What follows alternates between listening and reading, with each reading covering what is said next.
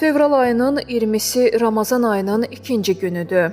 Fevralın 20-sində imsaq vaxtı saat 06:03, iftar vaxtı isə saat 18:35-dədir. Ramazan ayının ikinci gününün imsaq duası belədir. İlahi, bugün məni öz razılığına yaxınlaşdır, qəzəb və intiqamından uzaq et. Sənin ayələrini oxumaqda məni müvəffəq et. Səni sonsuz mərhəmətinə and verirəm.